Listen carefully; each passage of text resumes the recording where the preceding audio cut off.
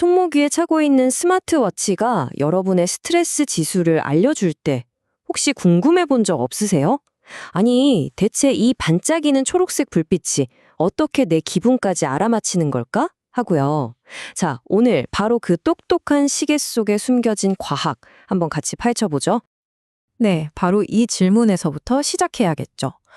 광고에서는 당연히 그렇다고 자신 있게 말하지만 한번 생각해 보세요. 우리의 그 복잡 미묘한 감정이 어떻게 손목 위에서 간단한 숫자로 딱 바뀌는 걸까요? 그 원리가 대체 뭘까요? 한번 차근차근 따라가 봅시다. 스트레스. 이게 그냥, 오늘 기분 별로네 하는 수준의 문제가 아니잖아요. 이건 마치 보이지 않는 유행병 같아서 우리 건강에 아주 심각한 영향을 주는데 문제는 이걸 객관적으로 측정하기가 정말 어렵다는 겁니다. 그러니까 우리 모두 스트레스를 받는데 이걸 과학적으로 자, 당신의 스트레스 지수는 85점입니다. 이렇게 딱 잘라 말할 기준이 없다는 거예요. 바로 이 측정의 어려움, 이 빈틈을 기술이 제가 한번 해보겠습니다 하고 파고들기 시작한 거죠. 자, 그럼 기술이 도대체 우리 몸에 뭘 보고 스트레스를 안다는 걸까요? 그 해답은 바로 우리 몸 안에 보이지 않는 통제 시스템, 바로 자율신경계에 있습니다. 스트레스 측정의 열쇠가 여기에 숨어 있어요. 이 자율신경계를 우리 몸의 자동 조종 장치라고 생각하면 아주 쉬워요. 우리가 일부러 심장아 뛰어라 하지 않아도 알아서 뛰고 숨 쉬어라 하지 않아도 알아서 숨 쉬게 만들잖아요.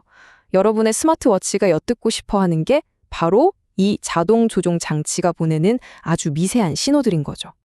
이 자동 조종 장치 안에는요, 서로 경쟁하는 두 개의 팀이 있다고 보면 돼요. 하나는 우리를 흥분시켜서 행동하게 만드는 자동차의 엑셀 같은 교감신경. 다른 하나는 우리를 차분하게 진정시키고 회복시키는 브레이크 역할의 부교감신경이죠. 이 둘 사이의 팽팽한 힘겨루기가 바로 우리 몸의 현재 상태를 알려주는 겁니다. 여기서 중요한 건 심장이 얼마나 빨리 뛰냐, 즉 심박수가 아니에요. 박동과 박동 사이의 그 미세한 리듬입니다. 여기서 진짜 재밌는 게 뭔지 아세요? 우리 심장이 있잖아요. 아주 정확한 메트로놈처럼 뛰는 것보다 살짝 리듬을 타는 재즈 드러머처럼 엇박자로 뛸 때 오히려 더 건강하다는 신호라는 겁니다. 이 멋진 엇박자가 바로 심박 변이도 HRV인 거죠. 네, 바로 이겁니다. 이게 핵심이에요. HRV 수치가 높다는 건 우리 신경계가 아주 유연하고 변화에 잘 적응하고 있다는 뜻이에요. 마치 운전 잘하는 사람이 도로 상황에 맞게 기어를 부드럽게 바꾸는 것처럼요. 반대로 HRV가 낮다는 건 시스템이 한 기어에 고정된 것처럼 경직돼서 스트레스에 아주 취약하다는 신호일 수 있습니다. 자, 이 표를 보시면 와, 이게 다 뭔가 싶죠? 머리 아프실 필요 전혀 없어요. 괜찮습니다.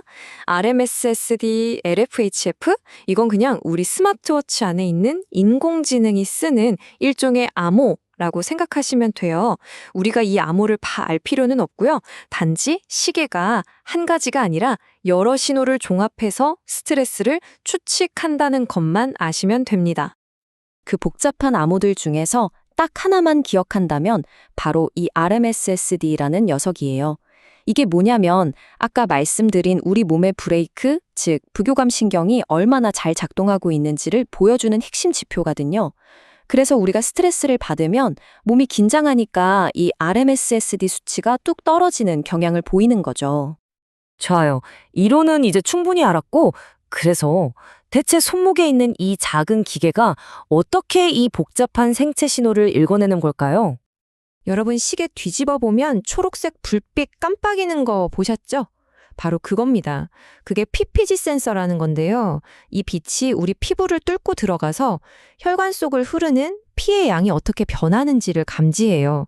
그걸로 심장 박동 사이에 아주 미세한 시간 차이를 측정하는 거죠. 정말 똑똑한 방식이에요. 그러면 이 초록 불빛, 그냥 장난감 같은 거 아닐까? 얼마나 정확할까요? 와, 근데 이게 놀랍습니다. 한 연구 결과를 보니까 스마트워치가 이 방식으로 측정한 심장 리듬이 병원에서 쓰는 전문 심전도 장비랑 비교했을 때 거의 98% 이상 일치하는 걸로 나타났어요. 쉽게 말해서 병원 장비랑 거의 맞먹는 수준이라는 거예요. 대단하죠? 그런데 데이터를 정확하게 얻었다고 해서 끝이 아니에요. 사실 이제부터가 진짜 어려운 시작입니다. 바로 머신러닝이라는 거대한 산을 넘어야 하거든요. 시계가 수많은 숫자를 모으긴 했는데 이 숫자 더미 속에서 스트레스라는 의미를 찾아내는 건 완전히 다른 차원의 문제니까요. 자, 이 인공지능을 만드는 과정이 대략 이렇습니다. 첫째, 일단 센서로 데이터를 막 모아요. 둘째, 여기서 쓸데없는 데이터, 그러니까 막 팔 흔들 때 생기는 오류 같은 걸 싹 걸러내고요. 셋째, 이 깨끗한 데이터에서 스트레스랑 제일 관련 깊은 신호들만 쏙쏙 뽑아냅니다. 넷째, 이걸 인공지능한테 자, 이게 바로 스트레스 받는 상황의 데이터야 라고 열심히 가르치는 거죠. 그리고 마지막으로 이 친구가 얼마나 똑똑해졌나 시험을 보는 겁니다. 한번 상상해 보세요. 직장 상사한테 보고하기 직전에 심장이 막 뛰는 거랑 기분 좋게 공원에서 조깅할 때 심장이 뛰는 거.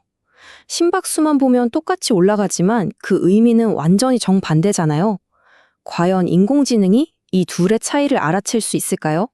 이게 바로 이 기술이 풀어야 할 가장 큰 숙제 중 하나입니다. 그리고 바로 이 지점에서 이 기술의 가장 흥미로운 점, 동시에 가장 큰 한계가 드러납니다. 한 연구를 보니까 나의 데이터만 가지고 학습한 인공지능은 나의 스트레스를 거의 99%에 가까운 정확도로 맞췄어요. 정말 놀랍죠? 하지만 이 똑똑한 AI한테 다른 사람의 데이터를 줬더니 정확도가 84%까지 뚝 떨어졌습니다. 왜 그럴까요? 이유는 아주 간단해요. 사람마다 스트레스에 반응하는 몸의 신호가 지문처럼 다 다르기 때문이에요. 그러니까 여러분의 스트레스 신호는 오직 여러분만의 것이라는 거죠. 자, 지금까지 얘기한 심박 변이도, HRV, 이게 정말 훌륭한 단서인 건 맞아요. 하지만 이게 모든 문제의 정답은 아니라는 거죠. 그래서 과학자들은 이미 그 너머를 보고 있습니다. 최근 한 과학 저널에 실린 이 문장이 문제를 아주 정확하게 짚어내고 있어요. HRV는 스트레스랑 관련이 아주 높지만 그것만 가지고 의학적인 진단을 내리기에는 특이성이 부족하다는 거예요. 다시 말해서 스트레스가 아니더라도 다른 여러 가지 이유로 HRV는 얼마든지 변할 수 있다는 거죠.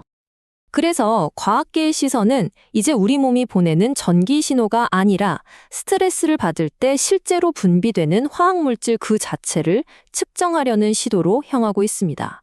바로 웨어러블 생화학 센서라는 겁니다. 이 기술이 노리는 이 최종 보스는 바로 코르티솔이라는 호르몬입니다. 우리 몸의 대표적인 스트레스 호르몬이죠. 만약에 우리가 손목 위에서 이 코르티솔 수치를 실시간으로 읽을 수만 있다면 이건 정말 스트레스 감지 기술의 판도를 바꾸는 게임 체인저가 될 겁니다. 물론 아직은 갈 길이 멉니다. 생각해보세요. 땀에 섞여 나오는 호르몬은 양이 너무너무 적고요. 또 땀이라는 게 짤 때도 있고 싱거울 때도 있어서 정확한 측정을 방해하죠. 그러니까 아직 과학자들이 풀어야 할 숙제가 산더미처럼 쌓여있는 셈이에요. 기술은 분명히 계속해서 발전할 겁니다. 우리의 기기는 점점 더 우리의 몸과 마음을 정확하게 읽어내겠죠. 자, 마지막으로 여러분께 이 질문을 던지면서 마무리하고 싶습니다. 이 기술이 우리에게 스트레스를 다스릴 더 나은 통제력을 줄까요? 아니면 오히려 우리 삶에 새로운 형태의 압박을 더하게 될까요? 한 번쯤 생각해 볼 문제입니다.